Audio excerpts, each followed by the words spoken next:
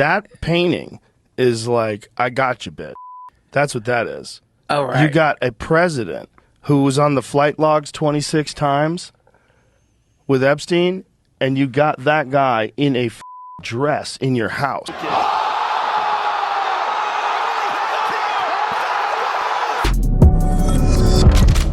What's up, guys? It's your boy, Benny. What happens when you're guilty of some of the most heinous crimes known to man? Being a sick predator, being caught up and entrapped by somebody who is being run by the deep state in order to get leverage over powerful people. That's what Jeffrey Epstein was. Jeffrey Epstein, and this has been proven, was now a CIA and FBI asset, giving people over to the CIA and the FBI in order for them to have leverage over powerful people. Who's really in charge of this country? It ain't the people you elect. The people who are really in charge of this country, they don't ever put their names on a ballot. Oh, how dirty, how filthy. No. They run the people who put the names on the ballot. Bill Clinton's one of those people. He was caught up with Epstein. Epstein was obviously an influence asset for the deep state, and he was able to ensnare members of the royal family, billionaires, and also Bill Clinton. This is stated accurately and factually by Joe Rogan in his most recent podcast, suggesting that Bill Clinton was blackmailed by Epstein over 26 trips to pedophile private plane island, claims infamous painting of the president in a blue dress, saying, "I got you, bitch." Remember this one? Well, there's the Epstein Island. Remember this? This is the painting inside of Jeffrey Epstein's penthouse. And this is the famous blue dress that had Bill Clinton's genetic material on it that got Bill Clinton impeached, Monica Lewinsky's blue dress, and he's sitting there. What is this message? He's wearing the red heels. What is this message of this cross-dressing Bill Clinton in the stained dress? This is exactly what Joe Rogan says it is. It's a message from Jeffrey Epstein saying, you can't ever touch me because I have all of the dirt on you. Epstein had that giant painting of Bill Clinton in a dress in his foyer. Dude. Do you know that picture? Yeah. That painting? Epstein's taste in art was not great. Like, if you look at the shit... No, that was great. That painting is like, I got you. That's what that is. Oh, right. You got a president who was on the flight logs 26 times with Epstein, and you got that guy in a dress in your house. Okay, I'm dumb. I'm sorry, dude. I'm officially dumb because I've known about that picture. And I've just been like, why would anybody want a picture That of is, Bill? I got you. That's just a like, hey, yeah. That's I got you. That is terrifying. That's terrifying. Imagine if I knew some horrible dark secrets about you and you came over my house and I have a giant painting of you right when you walk into the front door. Yeah. Of you in a dress. Yeah. And I'm like, hey, buddy. Hi, welcome. Yeah. You're right. How terrifying that would be? That's terrifying. You know he knows about it. I mean, you walk right in and bam, there's that painting. And now you kind of control a president. Holy dude. Holy dude. Yep. Here's the flight logs, just in case you needed to be reminded. Here's Bill Clinton on the Epstein Island flight logs on their way to Epstein Island to do what exactly? Oh, who knows? Why isn't he ever asked about it? Why does nobody ever ask? Here's CNN. Jeffrey Epstein, former pilot, testifies Bill Clinton flew aboard Epstein's private plane. Curious that. Why has no one ever asked? In fact, when people do ask questions, it goes like this. Any comments on the alleged allegation of your connection with Jeffrey Epstein? No.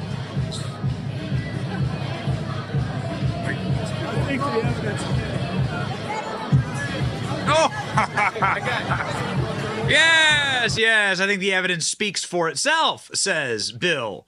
Bill Clinton says that problem's been taken care of.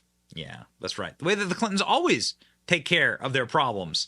That's why there's a Clinton body count section of Wikipedia that goes through the number of victims that the Clintons... Look at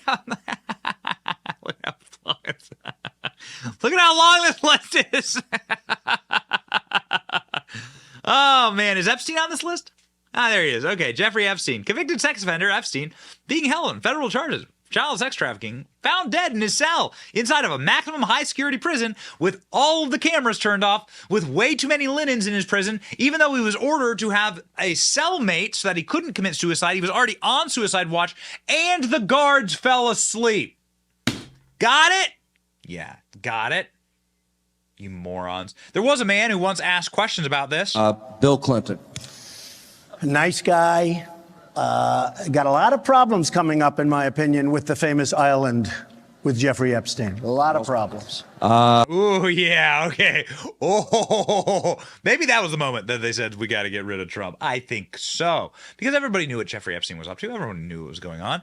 There are a lot of things you can say about the McCain family. Virtually none of them are nice, and I would agree with you on all of them.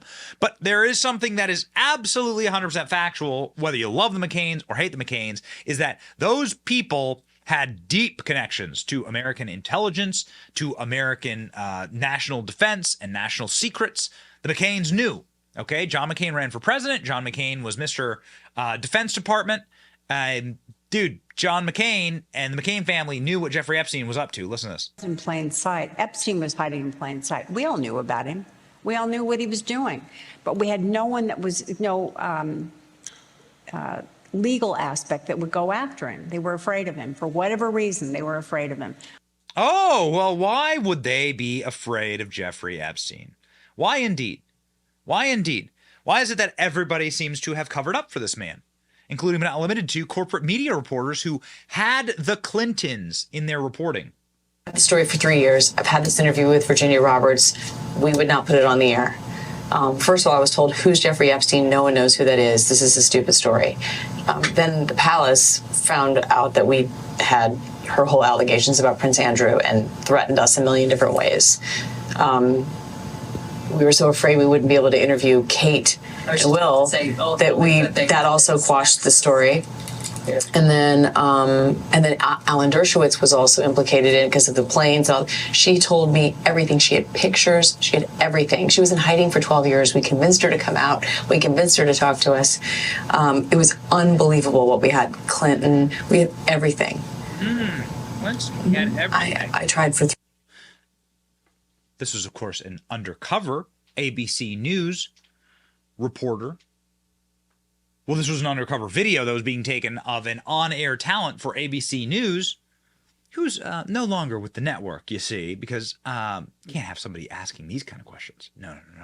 Speaking of being no longer with the network, not long after Tucker Carlson started asking questions about the official story of Jeffrey Epstein's death, the official story is that Jeffrey Epstein just happened to slip in his cell, you see, and he had a bunch of pajamas tied around his neck, and there you go. Now he's dead. And it's very convenient for all of the monsters and all of the sex pests and predators that helped facilitate Jeffrey Epstein's human trafficking. It's very, very convenient for the Bill Gates of the world, the Bill Clintons of the world. Very convenient indeed. There's only one man who asked these questions on the most watched TV show on cable news, and we all know what happened to him. No one came in or out of the tier, Barr said. Therefore, Jeffrey Epstein killed himself. So let's consider that claim rationally. On the night of August 9th, Jeffrey Epstein was being held in the special housing unit of the Metropolitan Correctional Center in Manhattan, the most secure part of the city's federal lockup. It would be physically impossible for a stranger to get in and out of this facility without an electronic pass and without being seen by the countless cameras in place between the street and the locked 9th floor of the building.